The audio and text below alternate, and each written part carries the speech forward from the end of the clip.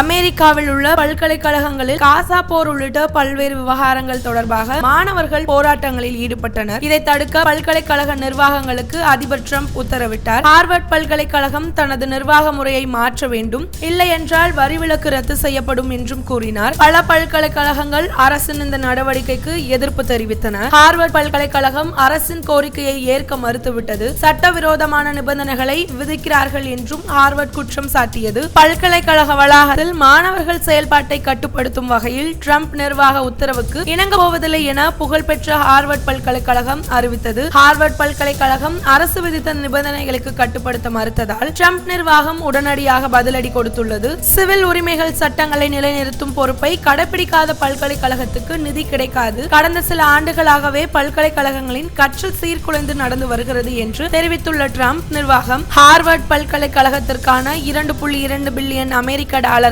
அதாவது இந்திய மதிப்பில் ரூபாய் 18,000 கோடி நிதியை நிறுத்தி வைப்பதாக அறிவித்தது. பல்கலைக்கழகத்திற்கான நிதியை நிறுத்தி வைத்துள்ள நிலையில் ஹார்வர்ட் பல்கலைக்கழகம் ட்ரம்ப் நிர்வாகத்தின் மீது வழக்கு தொடர்ந்துள்ளது.